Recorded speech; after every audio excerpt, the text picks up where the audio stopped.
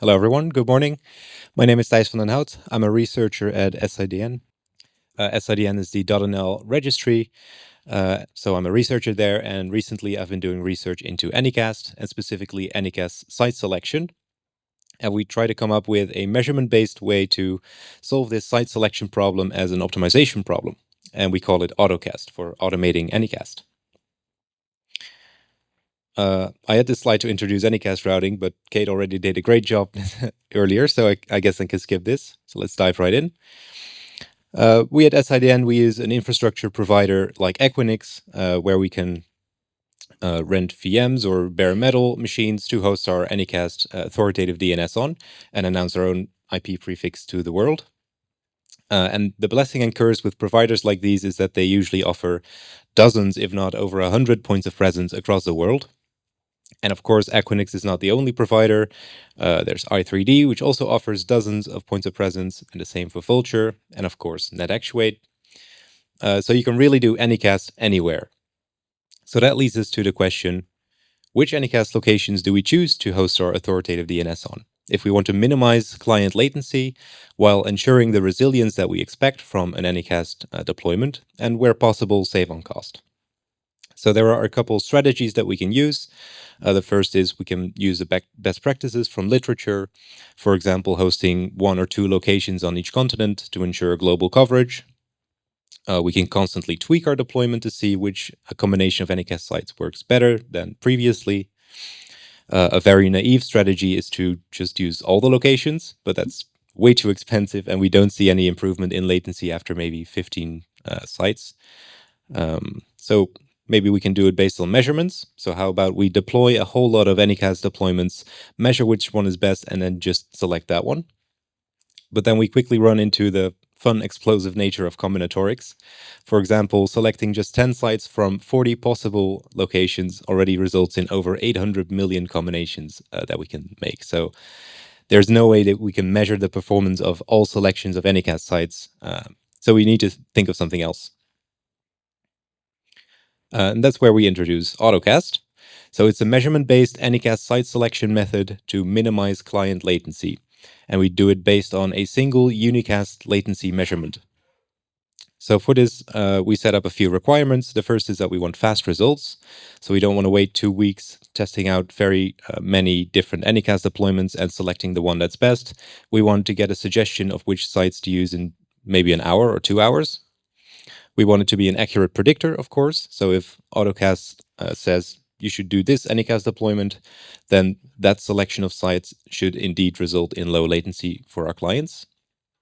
And we want it to be rooted in operations. So not just have it be a fun toy research project, although it is a fun project. We want it to be actually useful for our operations. So we make a few assumptions based on routing principles in the BGP that we base our method on. The first is kind of perfect routing, and these are heuristics, so they don't have to be perfect. Assumption 1 is that clients are routed to the Anycast site with the lowest latency. So in this example, our resolver in Italy is connecting to our Anycast location in Amsterdam because it has the lowest latency. So this is an assumption. Assumption 2 is that Anycast and Unicast latencies to the same location are the same. So we can use Unicast latency as a proxy for Anycast latency to that site. And if you're familiar with routing or BGP, that you might be skeptical of these assumptions, especially the first one. But remember, these are just heuristics, and I'll get back to explaining these later. All right, so then we get to our method, which is kind of measuring the unmeasurable, because when we want to estimate the performance or the latency to any imaginary Anycast deployment, so any selection of Anycast site, we want to measure or predict what the global client latency will be to that deployment. And we do that in 2 steps. The first step is to measure the latency from all possible Anycast points of presence to a long list of clients. So the clients in this case are .NL resolvers, or resolvers that query for .NL domain names. And we can do this by briefly bringing online a VM or a machine at all of these locations that we might want to deploy our Anycast on. And using an open source tool developed by the University of Twente called Anycast to send an IMCP ping measurement to a long list of clients so that we get the unicast ping latency from all points of presence to pretty much all our clients. So this results in a very large table that looks like this, where we have all the clients and all the possible sites and the unicast latencies between them. And this is the basis for step 2, where we want to simulate any Anycast deployment from this table. So in this example, we select site A and site D as our imaginary Anycast deployment, and we follow our assumptions, namely the perfect routing assumption, where we can say, okay, we expect client 1 to connect to site D because it is the site with the lowest latency. So then we have a way to compute an expected global median latency to this selection of Anycast sites. All right. So now we have a method to estimate performance of any Anycast deployment. Then we get to the optimization part. And remember, there are millions or sometimes billions of possible selections that we can make of Anycast sites. So even using this table method is still a computationally huge task. So we have an optimization problem. And the problem or the metric that we want to optimize for is the median resolver latency weighted by the number of queries. So we can have some measure of importance for each resolver by seeing how many queries they normally send to our Anycast. And to solve this optimization problem, we use an optimization algorithm called simulated annealing. I won't go into the details of this, but it constantly tweaks the suggested Anycast deployment and looks in this table if it performs better or not, and then does some exploration. And it approximates the global minimum latency for any number of Anycast sites. So we can generate an Anycast deployment, an optimal Anycast deployment with 10 Anycast sites or 12 Anycast sites, etc. So let's try it out. Let's put it to the test on Vultr. We chose Vultr to just test this experiment on because we've experience with doing Anycast on Vultr. We have an Anycast testbed on Vultr, and they have a great API, so that makes it really easy to automatically deploy this measurement infrastructure on Vultr through the API. So on all 32 points of presence that Vultr offers.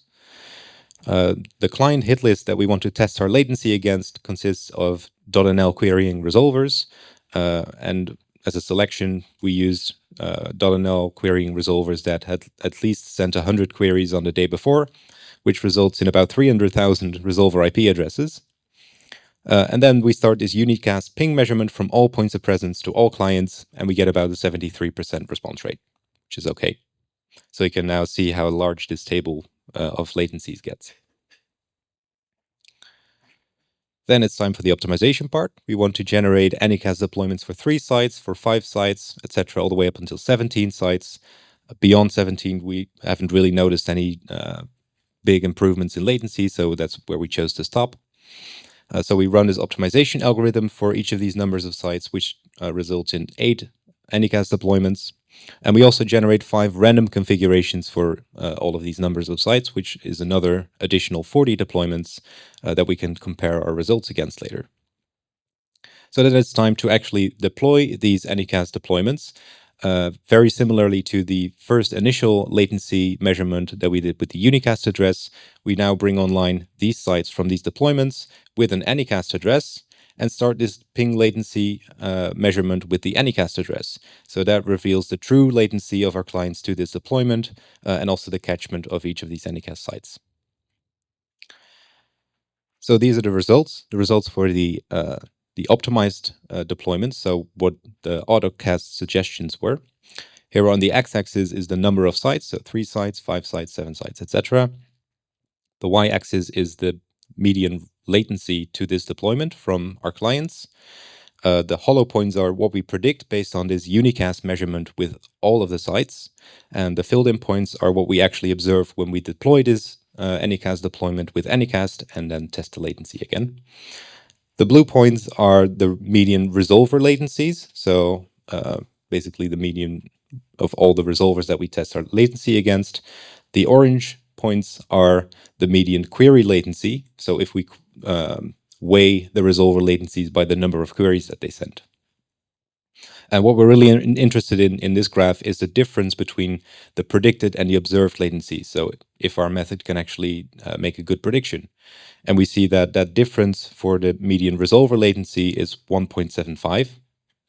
And for the query latency, it's only 0.19 milliseconds. So that's pretty cool. Then for the random configurations, here the x-axis is the predicted round-trip time and the y-axis the observed round-trip time for all the 40 random selections of Anycast sites. There we can make two observations. The first is that in general, the latencies are higher, which makes sense because they're just random selections of Anycast sites. But also the error between the predicted and observed values is a bit higher. So that might be because of this perfect routing assumption that we make. So let's get back to these assumptions. We can evaluate or we can test how often this assumption of perfect routing is violated by looking at the difference between our actual catchments and what we predicted based on this unicast measurement.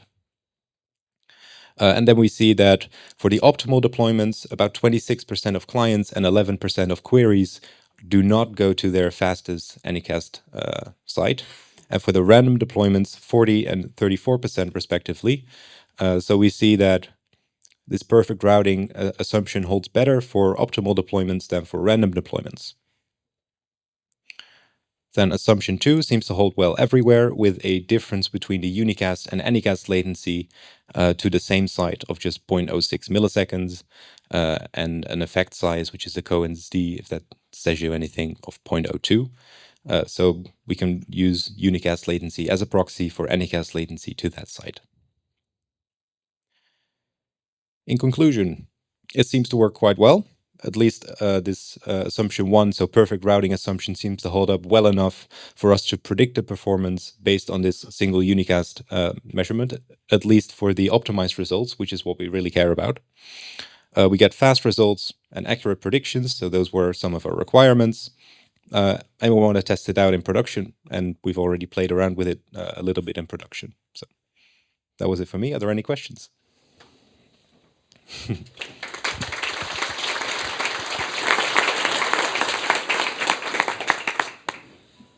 Klaus Darellion, Nick.at. Thanks for the interesting talk. I think the assumption 1 holds well enough if you stay with the same provider. So Yes. if all your nodes are within Vultr, or all nodes are within NetActorate, or all are within I3D, and they do like they try to have the peerings equally on all of their locations, I think it holds up. If you would try to mix the providers like Equinix and some nodes there, I think it will not work that well anymore. Yeah, that's a very good point, and I think I agree.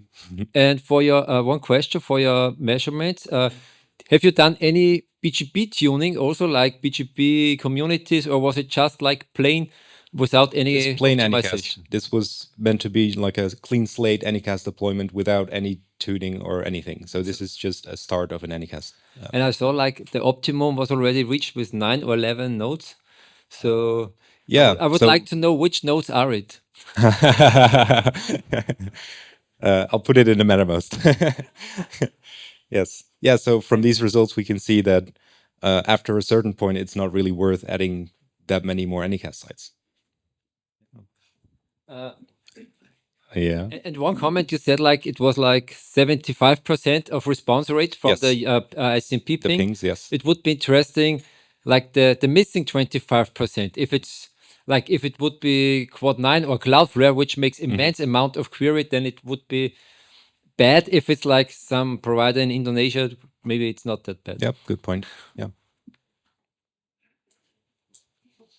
Petr Špaček, I see the textbook solution for not being able to ping something, at least for DNS servers, is to return TC1 and then look at the time for of TCP handshake, because that gives you better data for the rest. But obviously, you need production to and clients actually querying it. So That's true. I'm just saying that ICMP is not the only way how to get the data. No, it's true. We use the TCP handshake in production for observability. Yeah.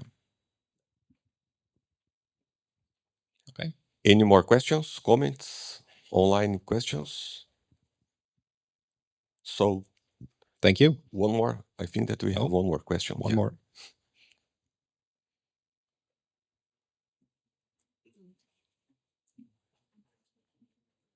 Roy Adams, I can have you look at the hop count. Yes, and we saw that it's a worse predictor for catchment than RTT. Okay, thank you for that. Yep. Thank you very much, Thijs. Yep. Thanks.